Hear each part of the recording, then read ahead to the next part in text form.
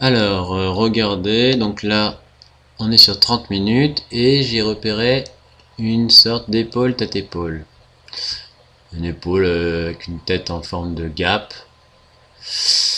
Ouais, il y a eu un gap. Voilà, donc une épaule sur le graphique 30 minutes, la tête, une épaule. Je prends la hauteur de la figure, la ligne de cou est ici.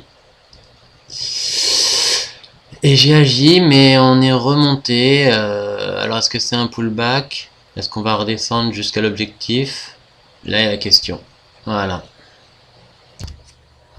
Alors voilà, j'ai mis le graphique un peu plus fin pour voir un peu. Donc une épaule, une tête, une autre épaule. Peut-être la ligne de cou est de travers comme ça. Et peut-être que c'est effectivement un pullback, c'est-à-dire on vient sur cette ligne de cou de travers. Parce que le plus bas de l'épaule, c'est vrai qu'on peut le tracer comme ça.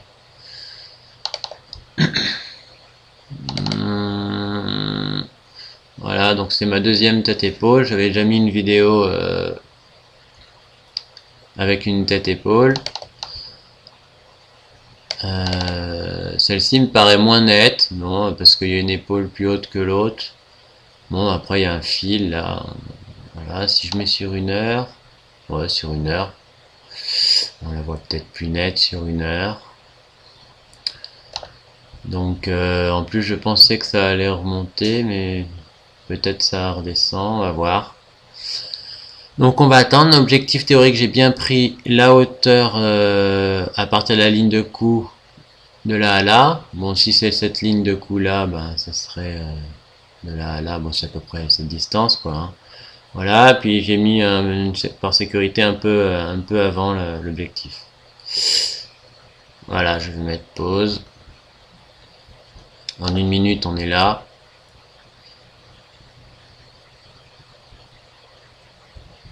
Pause. Par contre, il fallait que je vous dise que ben là on repose sur on avait juste avant une sorte de canal, une sorte de drapeau, enfin on avait une résistance avec 3 points ici qu'on avait cassé à la hausse. On avait cassé à la baisse le support où il y avait 3 points, 2, 3, mais ça n'avait pas fonctionné. Voilà.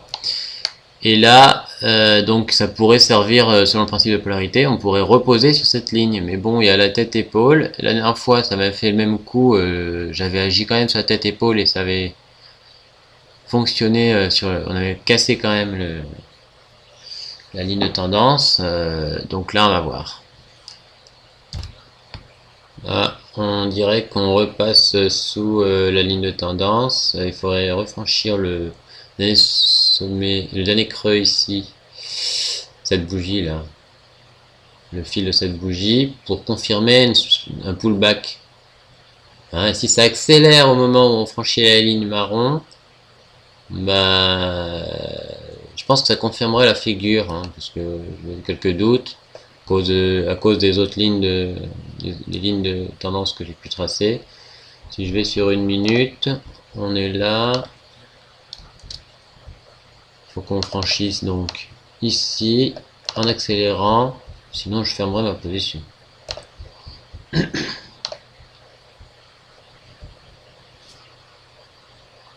On va voir. Hop, on va se mettre sur ce graphique. Alors, ben, on est revenu encore un peu plus bas. On a fait peur parce que j'ai remonté. C'est comme la dernière fois, on dirait qu'on a des signaux inverses et pourtant ça veut descendre quand même. Je ressens en tout cas la même dynamique. Peut-être que ce sera bon, on verra. Regardez, à chaque fois on a signaux comme si ça voulait monter et puis finalement c'est écrasé comme si finalement il y avait des... c'est comme pour les triangles, j'ai remarqué cette espèce de pression quand on casse une sorte de pression qui finalement fait que ben, même si on a des signaux contraires sur des oscillateurs ou autres, ben, finalement on respecte plus le triangle et la tête épaule, j'avais ressenti ça la dernière fois, j'ai l'impression de le ressentir à nouveau. Alors, là pour l'instant, si on regarde comme ça, Sur le FRA 40, on est dans une petite phase haussière. Malgré tout, ça redescend là. Et on a une petite phase haussière sur l'US 500. Malgré tout, ça veut descendre. Et la phase haussière de l'US 500 correspond à juste ce petit artefact là. Et ça malgré tout ça veut redescendre comme si ça voulait vraiment respecter cette tête épaule. On est revenu sous la ligne de tendance du support jaune. J'ai un stochastique, un signal stochastique sur la 30 minutes avec même une divergence. Un creux plus bas, un creux sur la stochastique, un creux plus haut. Une divergence un peu haussière. On va voir. Alors sur le FRA 40, regardez, on a une formation d'un double creux. Sur l'US 500, qu'est-ce qu'on voit sur l'US 500? On a stagné, on est là, on revient là.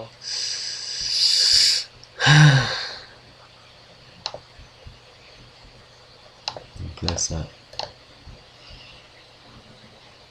remonte parce qu'on a saturé quand même un bon bout de temps là sur le 1 minute en stoppant la progression baissière. Et là on est arrêté par cette ligne de tendance. Si je me mets en 5 minutes, on a un signal stochastique un petit peu, ça cafouille un peu en fait le stochastique là. On va voir. C'est marrant, j'ai une poussée un petit peu du S500 et pourtant ici on dirait que ça veut repartir à la baisse.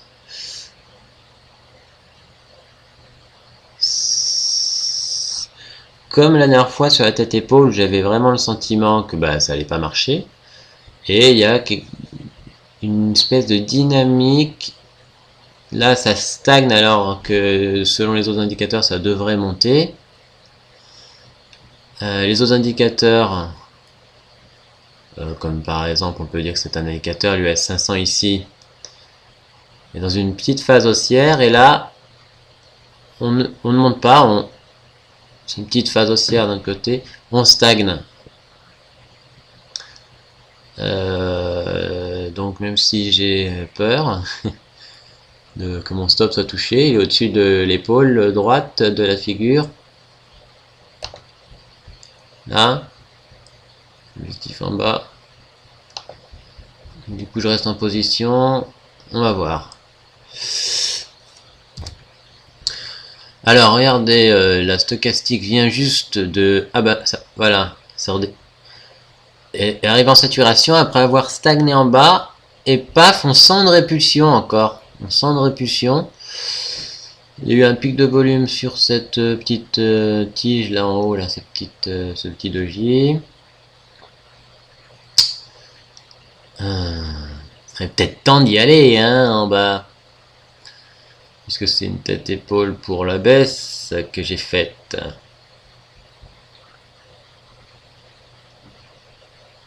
Voilà. Donc, je vais remettre pause. Ok. Je reviens. Eh ben, j'ai vraiment l'impression que ce trade me stresse. Donc j'ai pratiquement envie de fermer à cause de ça. Enfin, j'ai mis mon stop, j'ai mis mon objectif, faudrait tenir. La courbe se joue de moi. Elle stagne sur ma ligne. Si je me mets en 5 minutes, on voit. Et voilà. On stagne là. Par contre, finalement, je pense que c'est vraiment une tête-épaule. J'avais des doutes sur la figure. L'épaule est plus haute là. Je pense que c'est mieux quand les épaules sont à la même hauteur. Ligne de cou un peu de travers. Ou alors tout droit si on traverse les fils des bougies. Voilà. Si on la regarde comme ça. 30 minutes, en 1 heure. Ouais, on dirait, hein.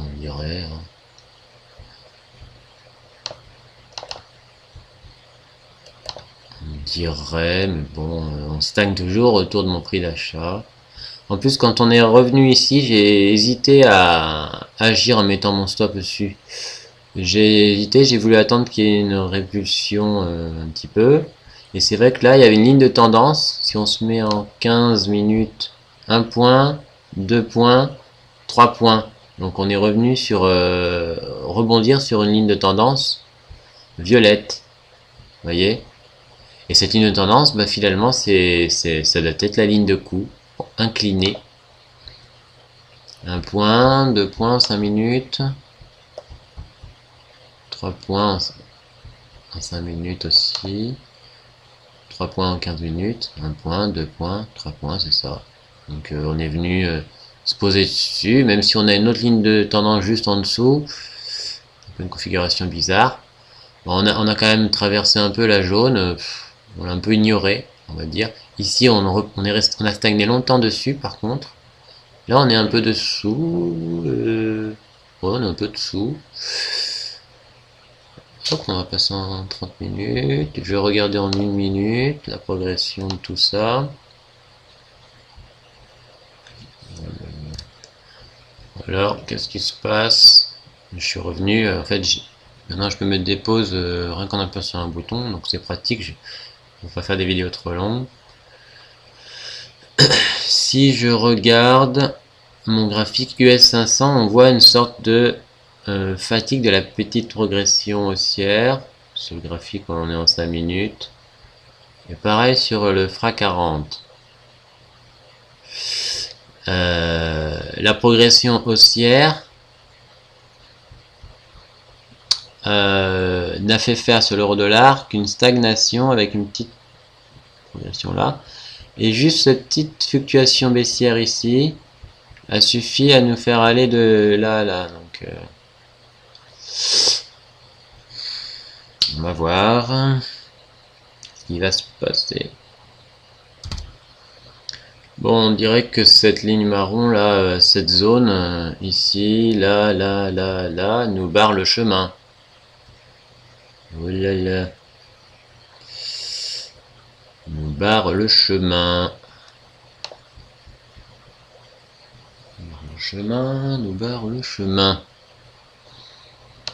Ici sur le graphique 5 minutes. Les signaux. On est lundi en plus, donc ça stagne beaucoup le lundi. Souvent ça stagne le lundi. Voilà, on a encore une poussée de l'US 500 alors qu'en même temps on a une fluctuation plutôt stagnante, plutôt baissière. Et là on n'était pas loin d'un signal stochastique sur 1 minute et encore une fois ça se refuse à monter. Donc ça fait encore la même chose un peu bizarre que j'ai ressenti lors de la première tête-épaule où j'ai mis la vidéo. Ah, on est passé sous le seuil qui nous faisait barrage sur 1 minute. Est-ce qu'on va accélérer en franchissant le dernier petit creux ici? Et va-t-on le franchir d'ailleurs? Ou pas? Je suis passé à 12 pips en positif, 26 pips en positif, disons. Si on franchit ce seuil, je mettrai mon stop sur le prix tout de suite, hein, parce que j'ai des doutes, je sais pas. On n'a qu'à le franchir, on n'a qu'à casser tout ça d'un coup à l'atteindre mon objectif, on n'en parle plus. Hein. Voilà. C'est tendu. Enfin, ou alors c'est moi qui me suis réveillé tendu, va savoir.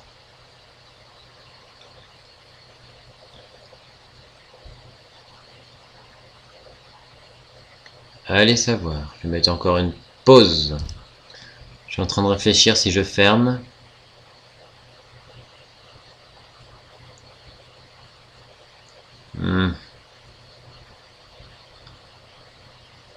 que là, sur une minute. Je crois que je vais fermer. Je le ressens pas. Ligne de coup penchée, c'est pas trop mon truc, même si bon, il paraît que ça marche. Comme j'ai fait qu'une tête épaule droite, donc je vais fermer. Je me dis que je ferme. Si on revient sur mon prix, si on accélère vers le bas, bah, tant mieux. Dans ce cas-là, je garde ma position et je mettrai très vite mon stop sur mon prix. Dès qu'on sera à 50 pips, on est à 24. Si on est à 50 pips, je mets mon stop sur le prix. Parce que il y en a marre, je suis trop tendu et il faut pas trader quand on est trop tendu.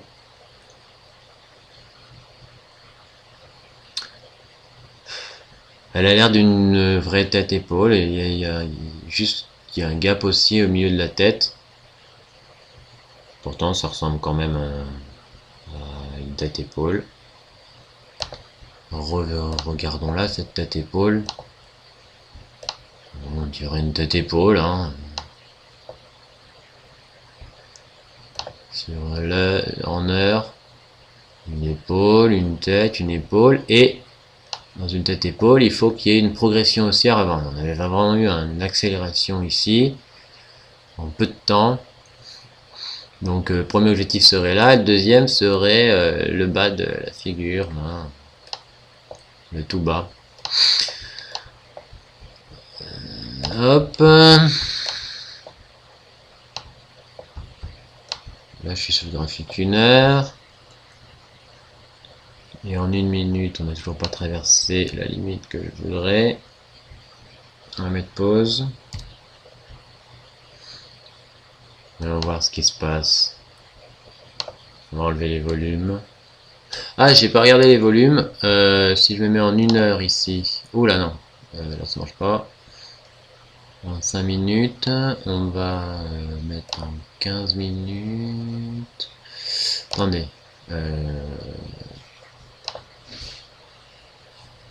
On dirait qu'on va franchir le seuil en question.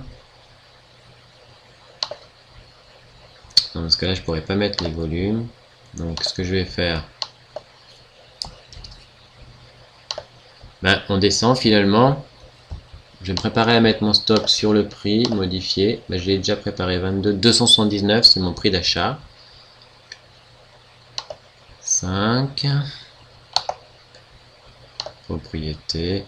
Échelle fixe. On va réduire à 600 pour l'étaler. Propriété, échelle fixe.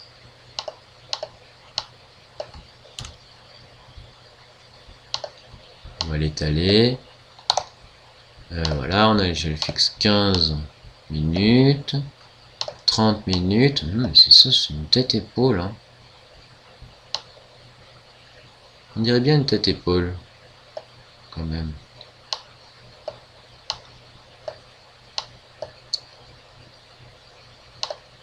Ouais, sauf que quand je mets l'échelle fixe, je peux pas mettre les volumes. C'est un peu bête leur système.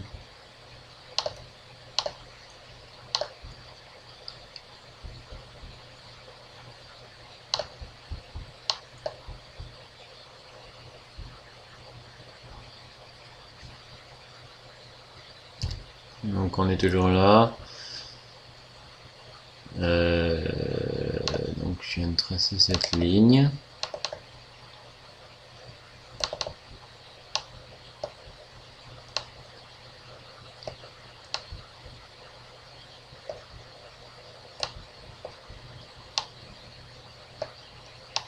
Ah.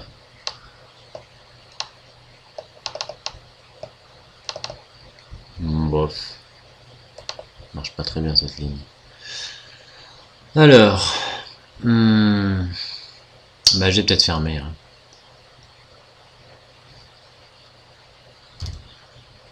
Voilà, donc bah, j'ai fait ce qu'il faut pas faire lors d'une tête-épaule, j'ai fermé. Mais bon, je suis pas en état là, apparemment. Super tendu. Moi qui suis nature très calme et pas trop tendu d'habitude. Super tendu, donc je fermais.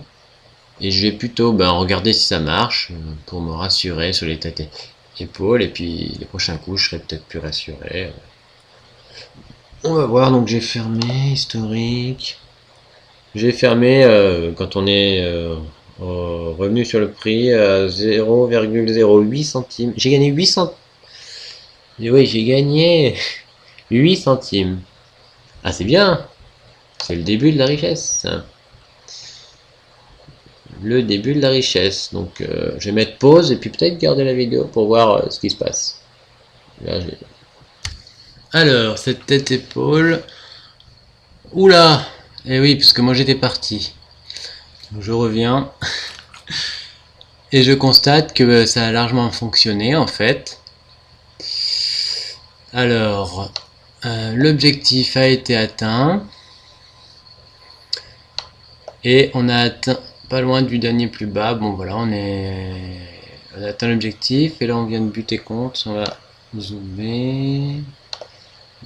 Zoomer. Donc là, on vient de résister sur la moyenne mobile 6 périodes. Voilà, donc cette tête-épaule finalement, moi j'ai fermé parce que j'étais tendu. J'ai donc gagné 8 centimes. C'est dommage parce qu'en fait elle fonctionnait très bien et finalement, comme on a 3.1, 2, 3 points très précis sur cette ligne mauve, et bien c'est cette ligne mauve qui servait de ligne de coup. Vous voyez, 1, 2, 3 points. C'est marrant, hein, avant de casser une résistance, souvent on fait le troisième point et après on casse la résistance. Hein. H1, sur H1 on voit pas le troisième point vraiment. En fait c'est une tête-épaule qui a vraiment une gueule de tête-épaule sur le graphique en 1 heure. Voilà. En 30 minutes c'est une tête-épaule un peu étirée, mais ça me rappelle la première tête-épaule que j'ai faite. Tiens, sur la vidéo que j'ai mis sur YouTube, j'appellerai l'autre tête-épaule numéro 1 et ça c'est ma tête-épaule numéro 2, plus long terme. Et je me rappellerai que pour les têtes-épaules, ne pas regarder le graphique en 1 minute ou voilà, si c'est une tête-épaule qui a une forme nette sur H1, je regarderai que le graphique H1, pas de fluctuation et pas mes autres indicateurs parce qu'il m'indique à chaque fois trop d'indications, tu le trades. Voilà, en plus j'étais tendu. Donc on voit qu'on a atteint l'objectif nettement. Où est-ce que j'en étais quand je suis parti? J'avais tracé cette ligne, oui, ça a été cette ligne qui a été respectée. On va essayer de voir un peu différemment là, comme ça. Ouais, il y a bien une ligne de tendance nouvelle ici. On va changer de couleur. Donc la ligne de rayon, on va mettre une couleur claire, jaune, voilà. Non, jaune, j'ai déjà. On va mettre blanc. On va la mettre comme ça, ok. Ok, donc la ligne de coup, c'était celle-ci. Si on regarde en 15 minutes, on voit donc la ligne de coup là.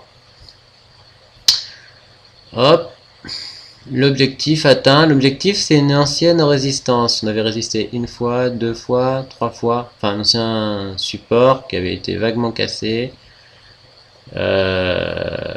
En fait l'objectif c'est bien ça. Il était de là à là. Trop de lignes ici.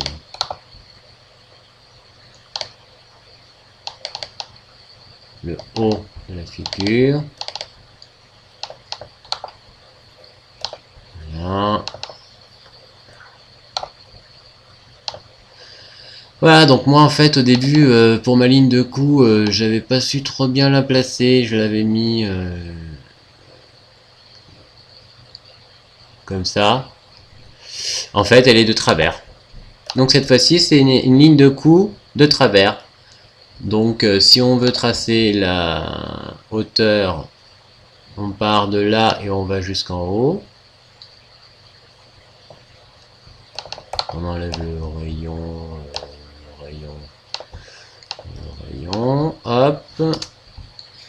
Voilà, donc la ligne de coup, elle est là.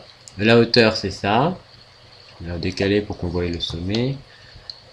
Voilà, si on la met au niveau de la cassure, notre objectif se trouve être ici.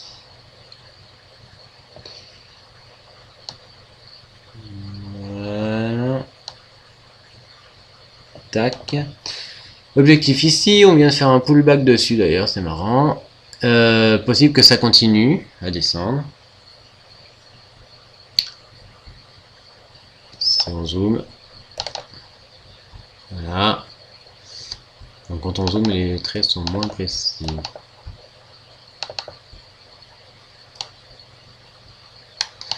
Voilà, donc à la limite, étant donné que je suis... bon, c'est vraiment un pullback. Hein. Hop, on revient sur la ligne de coup, on la dépasse un chouïa. Et on redescend.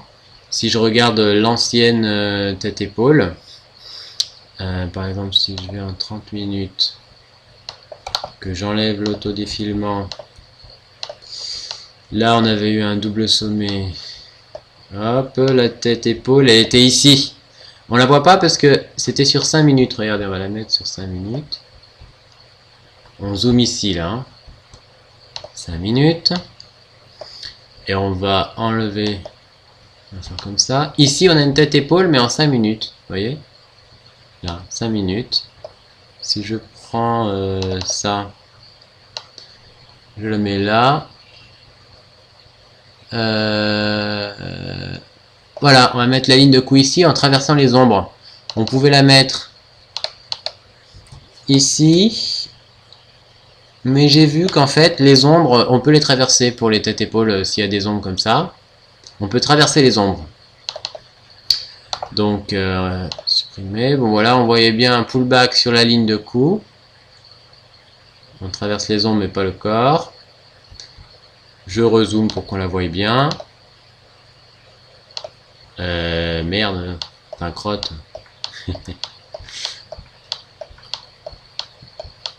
J'ai zoomé mais j'ai fait n'importe quoi. Là c'était le double sommet. Là, la tête-épaule. Ici. Donc effectivement, ça a fonctionné. Ici, c'était moins, voilà. Donc une petite tête-épaule. 5 minutes, qui est plus adapté à moi apparemment, parce que moi, mon mental ne tient pas à la distance. Ne tient pas à la distance. Et finalement, je le saurais, on peut traverser les ombres pour les têtes-épaules. Et si on revient sur celle de maintenant, donc au début du graphique, ici qu'on met pas en 15 minutes, mais plutôt en 30 minutes. Qu'est-ce qui s'est passé? On revient en 5 minutes. Hop. On va fixer propriété. Fixer. Voilà. Et maintenant, on la met en 15 minutes. On la met même en 30 minutes. En 30 minutes, elle est correcte. Runner, faites voir moi ça. Alors, runner, c'est tout fouillis. On va la mettre en 30 minutes. En 30 minutes, elle est plus nette. Donc, une épaule, une tête, une épaule. Et on arrive à traverser des ombres pour les épaules, de façon à les mettre à peu près, voilà, à peu près à la même hauteur si on compte pas cette ombre. Si c'était un corps, elle serait pas à la même hauteur, et c'est mieux que les épaules soient à peu près à la même hauteur. C'est pour ça que j'étais gêné aussi tout à l'heure. Et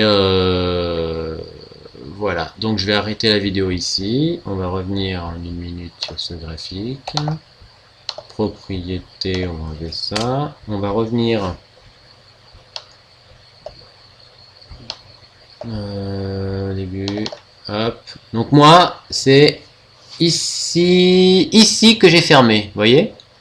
Il manquait 1, 2, 3, 4, 5, 6, 7 minutes à attendre pour voir le décrochage.